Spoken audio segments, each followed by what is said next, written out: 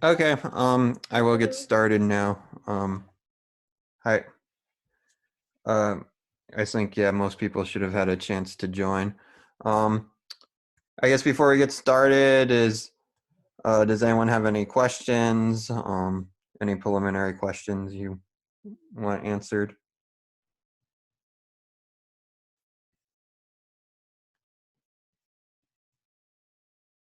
Okay. Uh, Yep. Yep, Aradna. yeah, I see. So, related to our use case, so I just wanted to ask, like, as of now, we are targeting on two use cases, right? The first one is like we are trying to predict for how long the patient is going to stay in the hospital, and the second thing is like we are identifying the risk of each of the patient.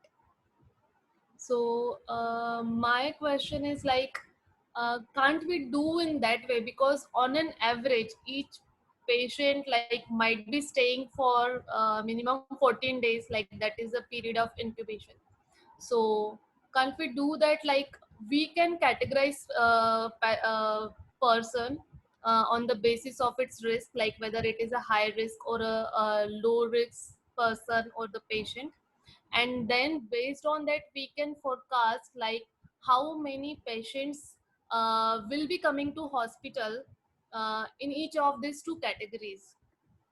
Like that's what I was thinking about. So like maybe you can give your viewpoint on that. Yeah, that kind of makes sense. So I'll just clarify this a bit for everyone here. So there are actually two specific tasks we were looking at. We talked about them last time a bit. One is kind of the actual critical care forecasting, which would require the actual electronic health records or whatever other countries' equivalent of those are, and where we'd extract charting events like blood pressure, heart rate, etc., even textual data, and feed it in to try to predict the patient prognosis and how long their length of stay in the hospital will be. Um, that data, unfortunately, is very hard to get because in the US it's protected by HIPAA. In other countries, they have similar mechanisms which are protecting that data. Um, However, I am working with several university contacts. I believe actually Kevin, who just joined, is working with some to try to get access to that type of critical care data.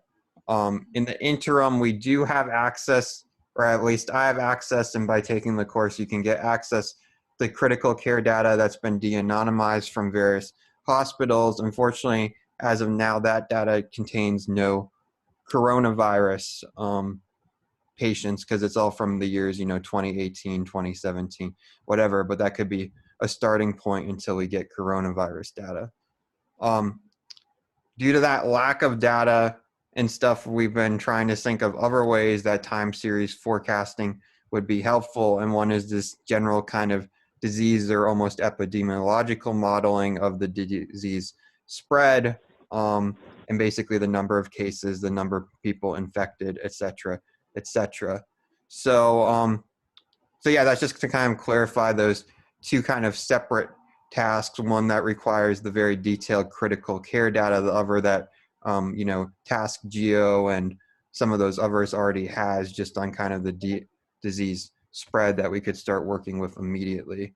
Um, with that clarified, so what you were saying was, Aradna, is that we could even kind of use that just basic disease spread data to maybe predict hospital admissions or hospital saturation is what you were saying. Is that correct? Yes, yes, yes. Okay, yeah, I think that's definitely a good idea and something we could look at. And I think the targets from our that general disease spread data will be similar either way because we would take in all this various temporal data, weather, latitude, longitude, number of current cases, etc., feed it into a model, and we could predict a couple different things with the same model, like say the number of cases, also the number of hospitalizations, if hospitalizations is indeed present in that data, which I think it is in some cases.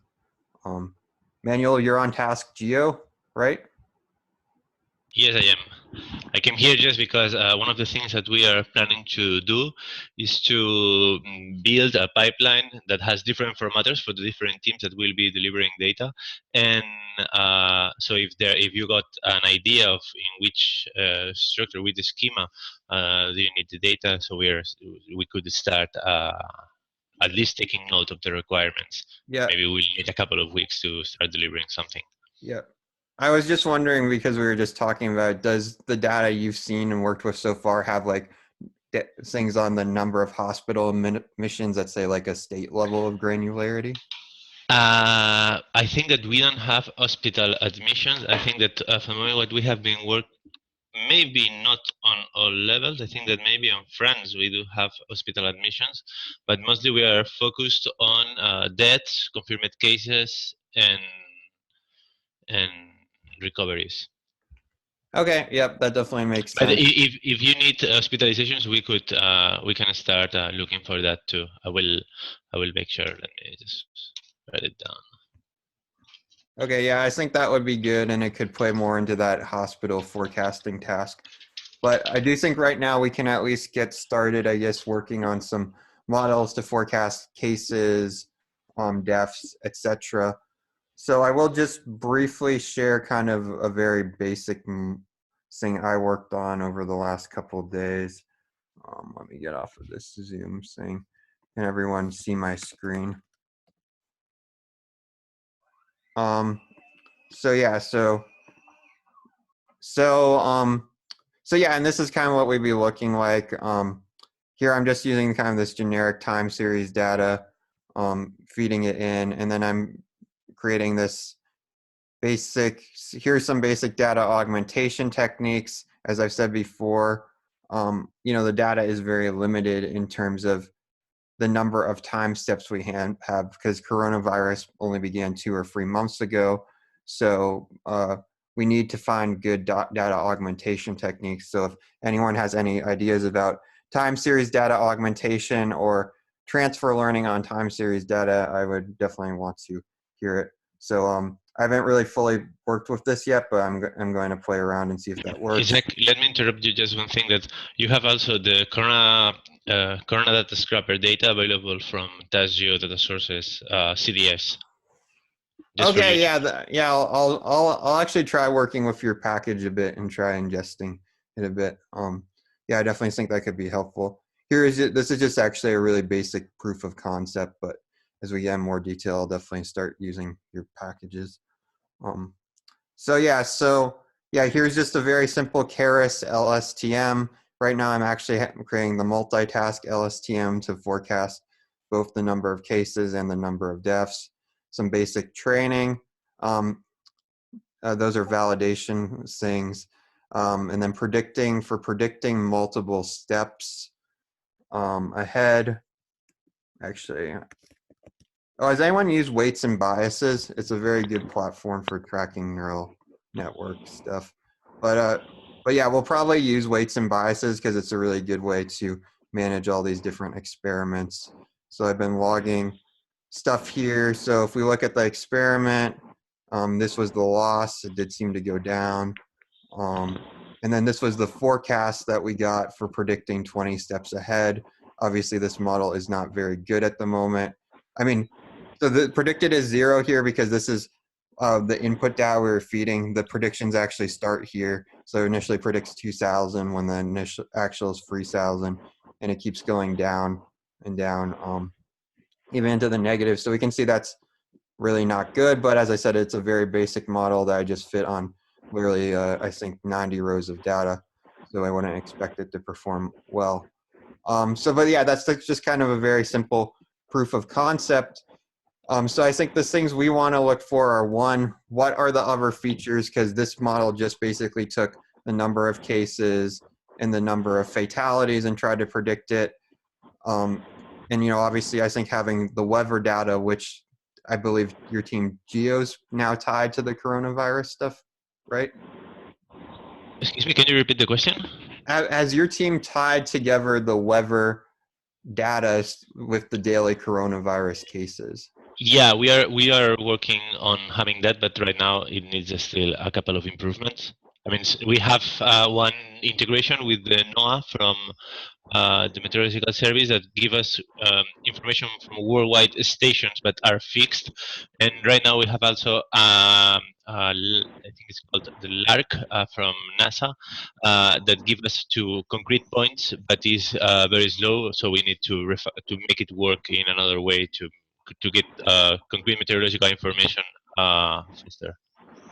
Okay, so yeah, so one of the things we'll want to explore is whatever features like weather data will feed into the model and other types of data that can be joined to it that might be better at predicting the current number of cases. So that's one of the things we can do, obviously, to try to improve performance. The other thing I said was transfer learning and data augmentation, where we train on similar historical virus data, so the model gets already a good initial sense of like how to model pandemics and things like that. So I do think that would be useful. I obviously know that's not one of your priorities, but for us, we might start collecting data from previous viral pandemics and like using that as an initial training initialization for the model so that we can obviously get better results, because obviously particularly for training a deep learning model, only forecasting on or only training on say like 60 time steps and then trying to predict on 30 is nowhere near enough for it to learn any meaningful patterns. Does anyone have any thoughts about that? How much data do we have for how many days? So most of the coronavirus, I mean, the whole coronavirus outbreak really only started, I think, back in, I can go back to the actual PDF I was using too. Started obviously only back in January. There might have been some initial cases before that, but they obviously weren't tracked. So at least in these data frames I was using, I could actually look right now, I suppose. But I think I only had around not 90 or so time steps at the most. Grant Okay. Maybe we can run a BiLSTM network, because I found it using TensorFlow, it worked quite well. What were you saying? I was saying maybe we can use a BiLSTM network. I think I have found some transfer learning with predefined weights. Let me check. I was going through the TensorFlow documentation and I found one.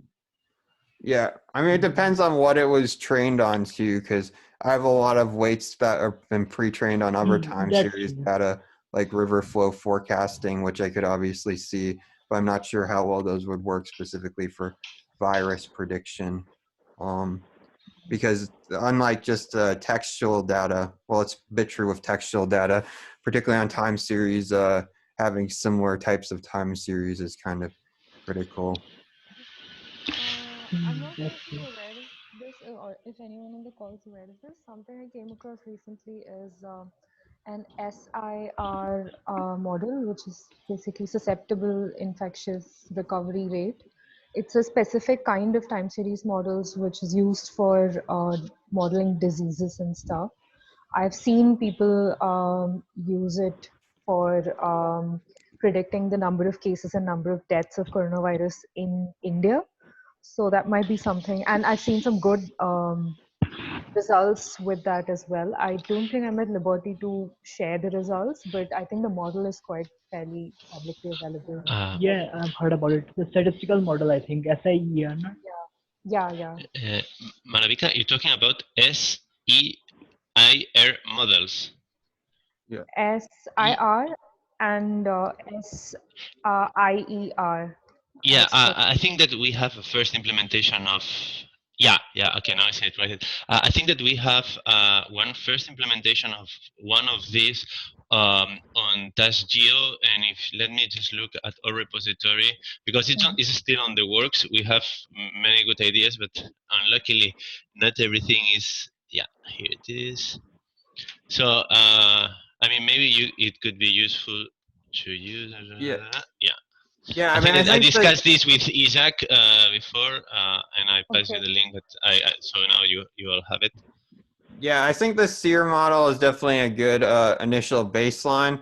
A lot of people are already using those and fitting them quite well. So one of the things I think would be good to differentiate ourselves though, would be maybe take the SEER model and try to take the outputs from it and maybe even use it for a data augmentation to like improve these deep models because yeah, a lot of people are already kind of doing this classic epidemiological modeling, and why it's good. I think that the deep learning can improve upon it if it has enough data, and moreover, I think too with the deep learning we can pass it more other factors, like the weather data, and then we could get like a feature importance map out of that to see which of those the model's really learning for are useful. But yeah, I think the SEER is obviously one we should keep in mind as a baseline method, and then obviously try to use these other ones to beat its performance, so to speak, if that makes sense.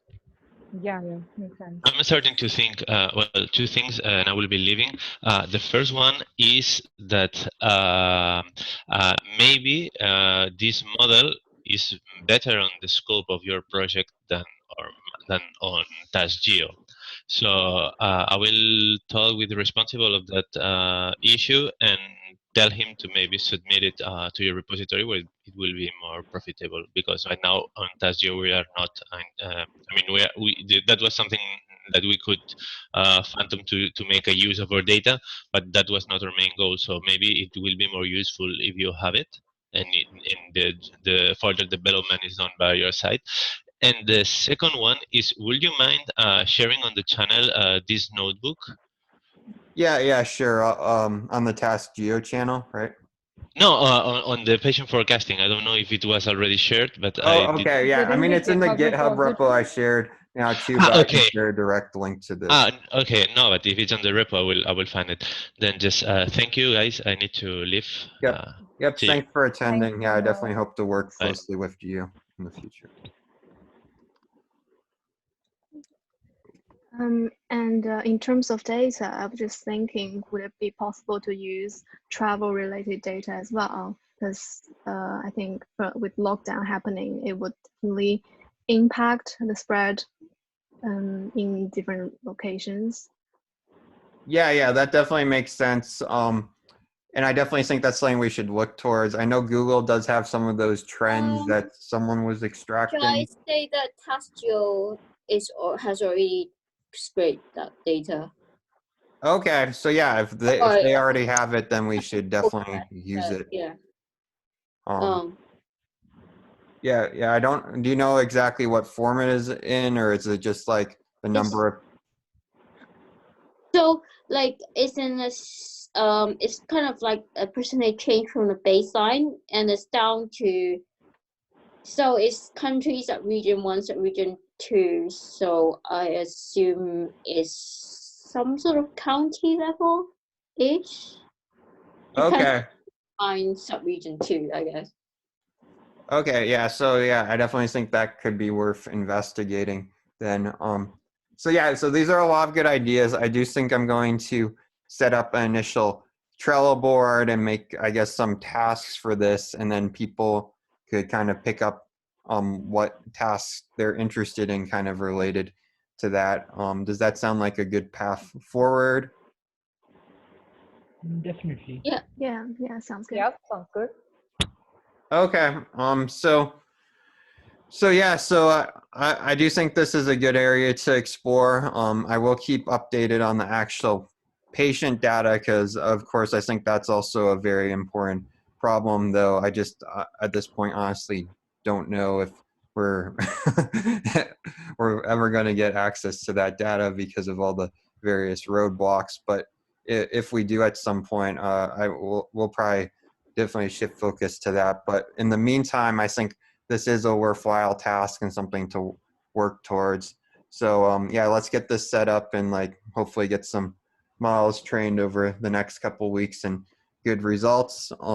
As I said before, NLP is still our main deliverable for CoronaWhy. So if you're very busy, you should definitely focus on the NLP efforts. But if you have spare time, definitely pick up some of these tasks and we can work on them. Does anyone else have any further questions before I end the meeting or comments?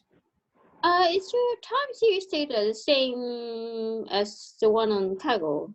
The one that they do the forecasting thing? So the one I'm using here is not the same though. I believe they're all very similar. This one is from this Corona data scraper. And I think, as I said, long term, we'll definitely use whatever task Geo is providing. Essentially, we'll be a consumer of their data and work closely with them, because I think they have done a lot of good work on creating an enhanced data set already. So I think at the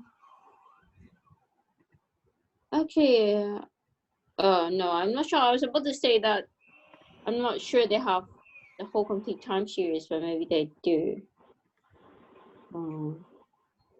And I think the other idea that I have for features is like government interventions. Because there is data sets out there that's there's all the government interventions and when they happen in terms of time series. yeah, I remember there's definitely a data set on Kaggle to that effect. I'm not sure if, who was it? It's from Oxford. Oh yeah, they might have one too. I know there was a pretty good one that I found on Kaggle. Where was it? I was using it somewhere. Yeah, COD mitigation efforts. This was pretty complete, so I think this would be worthwhile using. But yeah, if the Oxford one's even better, then we could just use that too. But yeah, these are all good things to draw up and put in like kind of a brainstorming list, I guess, on Trello. In any case, so yeah, does anyone have any other questions, comments? Could we make a trail board for this as we get more into the actual tasks? Yeah, that's exactly, I think, what I was saying is that I'll throw up a Trello board and then we can all start adding cards and stuff. Yeah, this is the mitigation data from Kaggle. At least it has basically the start date, a description of the measure, etc. I don't know if that's similar to what Oxford has or if they have more details, but either way, I definitely agree we should incorporate some of this data in some ways. The Oxford one is kind of got like intervention scores, like as in like what level. So kind of from 0, which is not strict, to most strict sort of thing in numbers, which it might be useful. And then they have kind of so kind of they classify what type of intervention it is. Okay, yeah, that definitely sounds useful. For now, just send a link to it on the Slack channel, and I'll definitely take a look.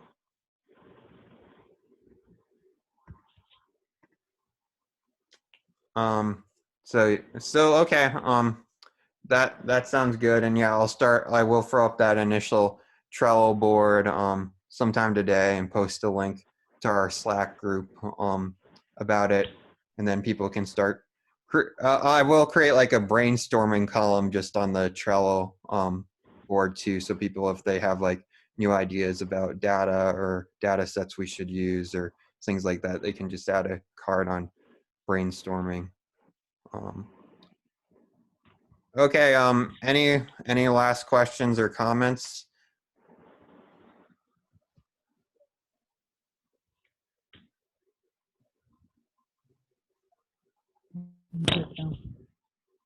Okay, in that case, yeah, everyone have a good weekend, and yeah, hopefully I will throw that up. Good luck on your other tasks. I know many of us are working on multiple tasks here. Good day, everyone. We're going to Thank you. You have a good Thank you. Okay, bye. Yeah. Thanks. Bye. Bye. Bye.